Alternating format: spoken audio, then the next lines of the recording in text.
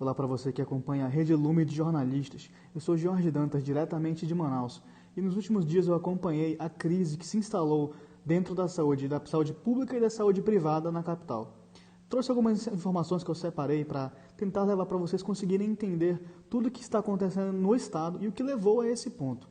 Hoje, Manaus conta com 3 grandes hospitais que participam do combate à Covid-19, que são o Hospital Delfim Aziz, o Hospital Platão Araújo e o Hospital 28 de Agosto, que esse é o maior da capital. Então, lá há uma aglomeração muito forte na área externa de pessoas tentando entrar, porque como os leitos em Manaus estão acabando, a situação está ficando muito alarmante.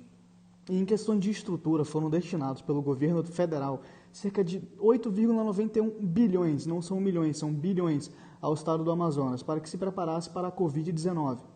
E somente no mês de dezembro foram encaminhados 25 milhões ao Amazonas, encaminhados pelo governo federal para o estado do Amazonas se preparar para os primeiros dias da Covid-19 no estado. Hoje o Amazonas, Manaus, na verdade, conta com pouco mais de 800 leitos. Tem 830, 840, porque quase todos os dias são abertos novos leitos, tentando achar vaga para as pessoas que procuram em frente aos hospitais. Destes 800 leitos, quase 100% já estão ocupados, tanto na rede pública quanto na rede privada. Pelo menos 6 hospitais de redes particulares já publicaram nota afirmando não terem mais vaga para a Covid-19 em suas unidades. O cenário é caótico, pessoas morrem em frente às unidades de saúde, procurando atendimento que não chega. Câmeras frigoríficas já foram instaladas nas unidades hospitalares, porque está morrendo tanta gente que o Instituto Médico Legal não consegue fazer a remoção a tempo. Tamanha a quantidade de corpos que estão se acumulando nos hospitais.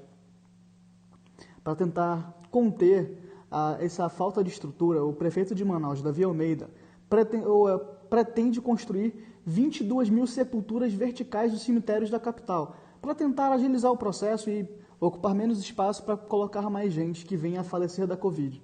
Hospitais de campanha estão sendo reativados.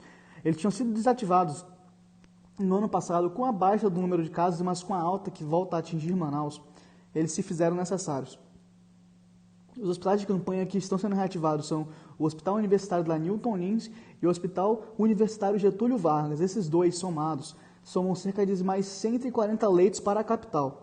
Eles foram abertos ontem, os dois foram abertos ontem, na verdade, e já estão sendo transferidos os pacientes de outras unidades para que consigam pôr novos pacientes nas unidades que estavam com seus leitos totalmente lotados.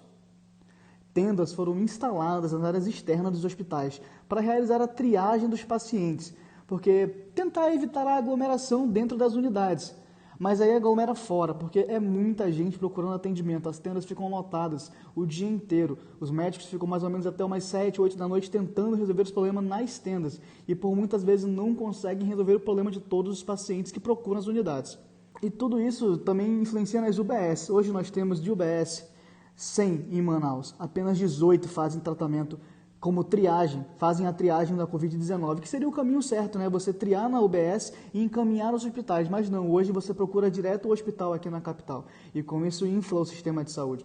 E tudo isso foi impulsionado, na verdade, pela crise do oxigênio em Manaus. Hoje, a empresa que fornece para o Estado o oxigênio, para os hospitais do Estado, ela consegue fornecer 28 mil metros cúbicos, e a demanda do Estado é de 70 mil. Ela fornece 28 mil metros cúbicos e a demanda do Estado é de 70 mil metros cúbicos. Então você vê que a conta ela não está fechando. E por isso, muitos estão morrendo nos hospitais asfixiados, porque falta oxigênio, ou então tem que racionar entre os pacientes. Familiares são vistos regularmente, deixando as unidades hospitalares para tentar conseguir oxigênio particular para seus familiares. Estão pagando por oxigênio para levar aos hospitais estaduais, onde seus familiares estão internados, e para tentar resolver essa situação. Foi feito até um levantamento hoje, um cilindro de 50 litros custa R$ 2.400, em dezembro ele custava R$ 500, e sem a pandemia esse cilindro saía por R$ 100. Então você percebe a inflação que foi feita em plena pandemia, com donos das empresas pensando mais em ganhar dinheiro do que em salvar vidas. Essa é a triste realidade do Amazonas. Ontem, inclusive, quando a situação ficou mais caótica, Manaus virou, pelas palavras do nosso governador, um cenário de guerra. Uma empresa que estaria fazendo o translado de 26 cilindros teve seus funcionários presos porque o Estado falou que eles estavam retendo. E, na verdade, eles argumentaram posteriormente, após serem detidos, que estavam transladando os cilindros com medo da população invadir a unidade para roubar os cilindros. Tamanho desespero que se instalou na capital. Mas, infelizmente, no interior não é diferente. Manacapuru e Quari já anunciaram, além também de Itacoatiara, que estão com a sua capacidade de oxigênio quase acabando. E Parintins, que é um dos maiores municípios do estado, o prefeito do município se mobilizou para comprar externamente o oxigênio, porque ele viu que estava acabando na cidade dele e se mobilizou e trouxe de uma empresa alemã para tentar suprir a demanda da cidade. Empresas privadas e públicas foram notificadas judicialmente para entregar o seu oxigênio ontem. Tamanha a proporção que tomou a situação na capital. E por conta do alto número de pessoas internadas nos leitos da capital, pacientes serão transportadas para outras cidades. Foi uma intervenção federal que foi feita para que a situação fosse tentar ser equacionada. As cidades que irão receber pacientes de Manaus são São Luís, Teresina, João Pessoa, Natal, Goiânia, Fortaleza e o Distrito Federal. Todas essas cidades totalizam 149 leitos disponíveis para o Amazonas. Mas muitas pessoas estão negando, porque somente vão com custos pagos os pacientes. Familiares não são... familiar que desejar ir acompanhar o seu familiar terá que desembolsar do seu bolso. E é uma quantia muito onerosa, porque acaba sendo um valor alto, principalmente por ser de última hora. Manaus hoje viveu também uma crise com bebês. Acabou o oxigênio para bebês. E 3 estados se mobilizaram a receber os bebês. Primeiro foi São Paulo, o governador João Dória falou que com a crise do oxigênio atingindo até mesmo bebês, ele cedia espaços em São Paulo de UTIs neonatal para recebimento dessas crianças. E além de São Paulo, Paraná e Minas Gerais também abriram as suas portas. Seus líderes estaduais se mobilizaram e anunciaram que estariam abrindo as portas para Manaus. E hoje, Manaus contabilizou 3.816 novos casos de Covid-19, de acordo com dados divulgados pela Fundação de Vigilância em Saúde no Amazonas, a FVS. E ontem foram 3.151 novos casos.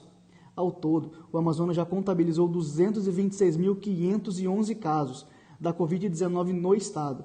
E ao todo foram 6.043 óbitos por conta da doença na capital e nos municípios do estado. Hoje foram 213 sepultamentos em Manaus, 113 confirmados como Covid. E ontem foram 186 sepultamentos na capital, 87 desses confirmados como Covid. Para uma cidade como Manaus, que tem média de 30 óbitos por dia, em 2 dias nós tivemos mais de 400 óbitos, com a subnotificação sendo a principal suspeita para esse aumento, porque mesmo tendo 113 casos hoje e 87 ontem, tem pelo menos mais 100 casos em cada um dos dias, não explicado de o que está acontecendo para ter subido tanto em Manaus. A subnotificação de casos é a mais provável. E a primeira onda em Manaus, que já foi muito forte, não tem nem se comparado, porque o máximo que nós tivemos na época foram 104 novos casos de Covid-19, com 85 mortes, para vocês terem um pouco da noção de como está alarmante a situação no estado. Um relaxamento excessivo foi visto na capital nos últimos meses, tornando que isso fosse possível, essa situação caótica que está a cidade. Festas de final de ano, confraternizações, encontro de amigos, as famosas clandestinas, foram muito observadas em Manaus e causou toda essa situação. Teve até um médico especialista aqui da capital que falou que seriam o dia 14 e 15 desse mês seriam os piores dias da Covid, tendo em vista todas as festas de final de ano que tiveram no final de 2020 e bateu certinho, porque nós estamos vendo a situação que está vivendo Manaus. E medidas restritivas foram feitas ainda em 23 de dezembro, mas pelo governador Wilson Lima. Elas teriam início no dia 26 de dezembro, mas pela forte pressão dos comerciantes, ele voltou atrás e todo esse cenário que nós estamos vendo agora foi possível, porque se na época as medidas restritivas, que era quase um lockdown, não chegou a ser um lockdown, tivesse sido adotado, os números seriam infinitamente menores.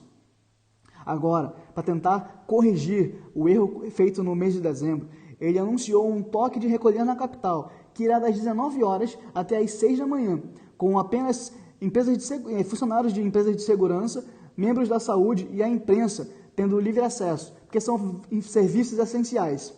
E toda essa situação hoje movimentou artistas famosos na capital. E se mobilizaram, eles foram, primeiro o Whindersson Nunes foi o que começou todo esse movimento, posteriormente a ele o Wesley Safadão, Marília Mendonça, Simone, da Simone e Simaria, jogadores de seleção, se mobilizaram e destinaram a Manaus 340 mil reais para serem utilizados na compra de cilindros para que fossem abastecer os hospitais da capital. O translado dos cilindros ficou por parte do cantor sertanejo Gustavo Lima, que disponibilizou um avião, e amanhã, sábado, chegam esses cilindros à capital. Além disso, o Whindersson Nunes também disponibilizou o Bip-Baps, que é outro equipamento necessário nos hospitais que também estava em falta.